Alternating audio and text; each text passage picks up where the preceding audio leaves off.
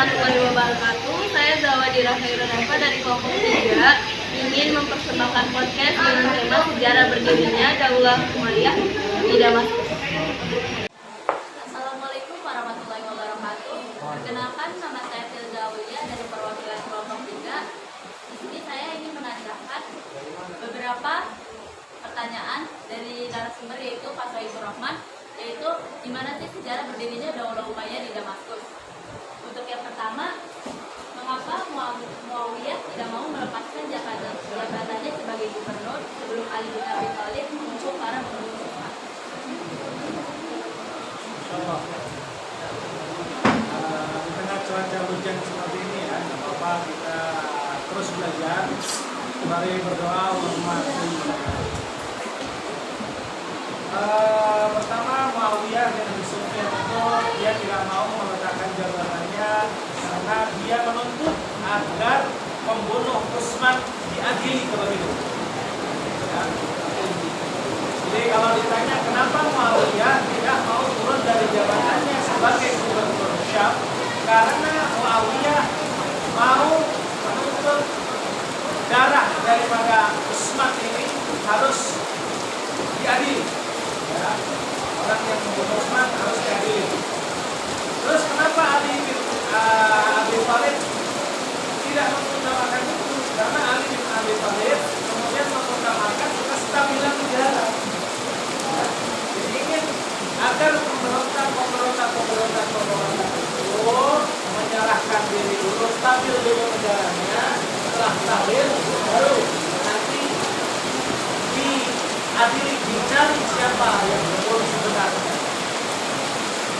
Karena kalau misalnya tidak aman negaranya, nanti emosi yang ada. Dulu Ali kan pernah ada sebuah kisah, Ali bin Abi Thalib itu ketika perang ingin membunuh seorang kafir, ya.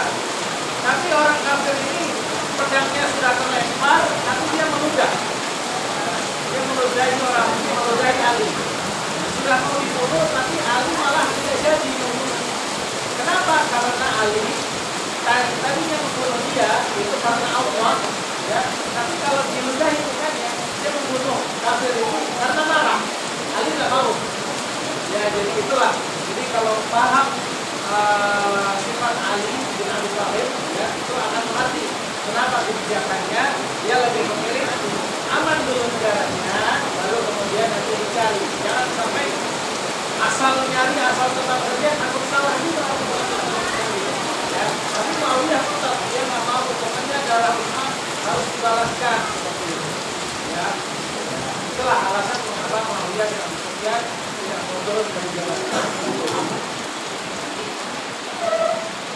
Pertanyaan selanjutnya, terjadinya perang Jamal dan perang Siffin. Nah ya, perang Jamal itu kan dikotori oleh Zubair bin Awam, ya, Thalhah bin Ubaidillah, termasuk di dalamnya ada Bunda Aisyah radhiyallahu anha yang tergerak ingin menyuarakan, ayo dong Ali, ini Utsman bin Affan terbunuh secara tidak adil, tolong dong diadili gitu.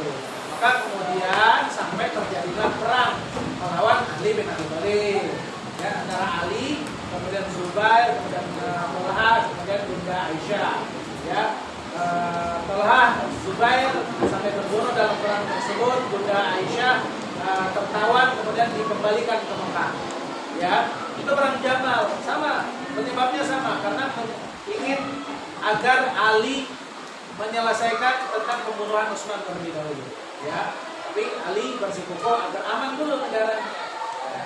Kemudian perang Siffin pun sama, yaitu antara pendukungnya Ali bin Abi Thalib dengan Muawiyah bin Abi Sufyan. Perang bentrok keduanya dan perang besar, ya, antara penyebabnya pun sama, karena Muawiyah sekali lagi ingin agar pembunuh Utsman itu dicari dan diadili. Ya. Untuk pertanyaan selanjutnya, jelaskan di mana peristiwa Tahkim dan siapa saja sih yang terlibat di peristiwa tersebut? Peristiwa Tahkim. Nah, ketika perang Siffin ini, ya. Jadi peristiwa Tahkim itu ketika perang Siffin, setelah peristiwa Siffin berlangsung. Nah, Sayyidina Ali bin Abi Abi Thalib, ya, sahabat Ali bin Abi Thalib itu kan sudah mau menang sebenarnya. Tapi kemudian orang-orang dari pendukung atau pasukan Muawiyah bin Abi Sufyan itu mengangkat mushaf Al-Quran. Jadi mushaf Al-Quran itu diangkat dengan tinggi-tingginya, bahkan ditusuk dengan tombak gitu ya. Ya, itu agar kelihatan gitu ya. Ya, kemudian meminta damai. Akhirnya kemudian pihak Ali ya oke, kalau karena memang meminta damai, oke, damailah kita. Kemudian takim. Ya, ditunjuklah kemudian Abu Musa al-Asy'ari dari pihak Ali bin Abi Thalib, ditunjuklah Amr bin As dari pihak Muawiyah bin Abi Sufyan. Ini perwakilan ya. Karena kalau yang tadi Ali maju, Muawiyah maju, lama-lama berantem lagi gitu ya. Makanya ditunjuk perwakilan gitu ya. Perwakilannya Abu Musa al-Asy'ari dan Amr bin As.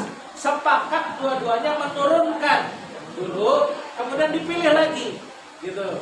Sebenarnya dua-dua orang itu sepakat untuk menurunkan Muawiyah, menurunkan Ali, nanti dipilih lagi. Siapa yang berhak menjadi khalifah nanti dipilih lagi. Tapi kemudian ternyata di situ ada kecurangan yang terjadi.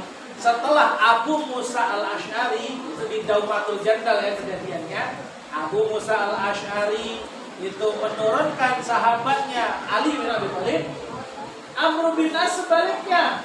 Malah justru dengan ini saya mengangkat Muawiyah bin Abi Sufyan untuk menjadi khalifah.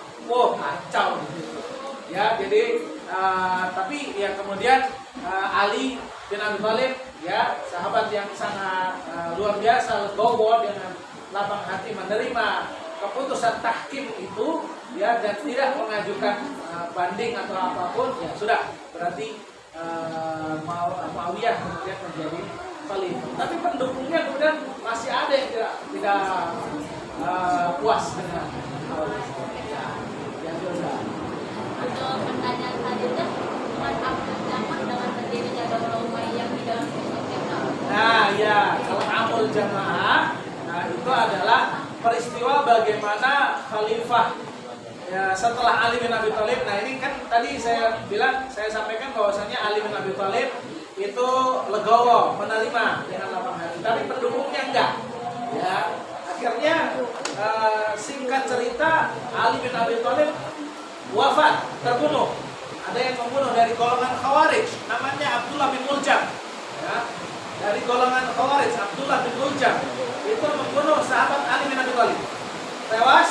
Kemudian pendukung Ali bin Abi Thalib membaiat Hasan bin Ali sebagai khalifah. Hasan bin Ali adalah pribadi yang tidak pengen ribut, ya, tidak ingin umat Islam semakin pecah, ya.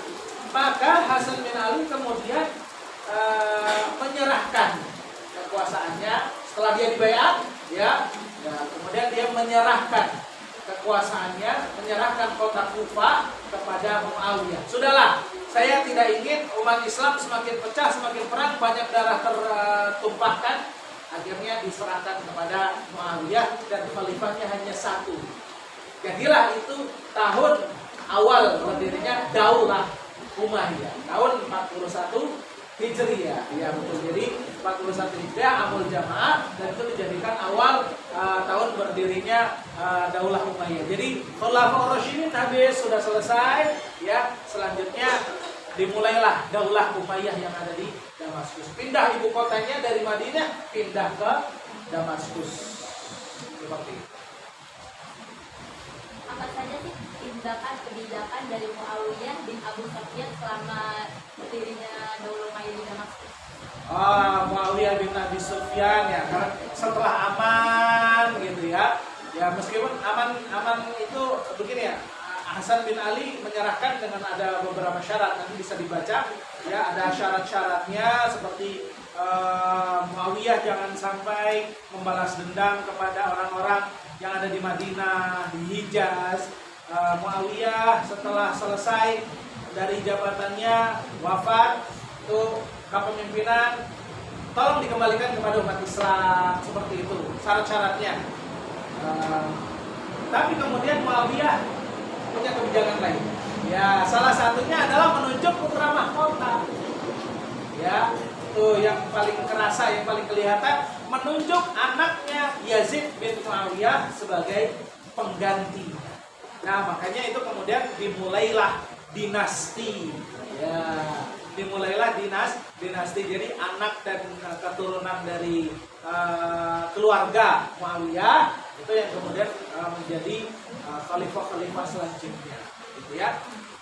Itu salah satunya kebijakan Muawiyah. Selain itu ada juga bagaimana Muawiyah karena sudah aman, sudah amul jamaah, membuat diwan-diwan, membuat kantor-kantor, ada kantor pos, ya.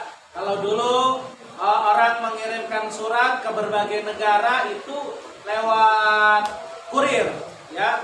Pokoknya dari ibu kota dikasih ke kurir, gitu ya. Ada kurir sampai ke mana-mana, gitu ya. Kalau ada kantor pos kan dari pusat ke daerah baru dikirimkan ke yang bersangkutan. Itu namanya diwan, ya, kantor-kantor. Ada diwanul hijabah juga yang bisa dibuat oleh Muawiyah. Tugasnya apa?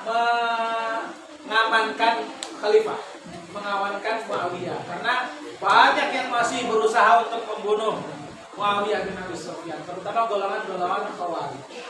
Ya, itu sih yang sempat dilaksanakan oleh Muawiyah. Terima kasih Pak untuk podcast kali ini. Terima kasih semua atas atensinya, perhatiannya. Sekian dari saya.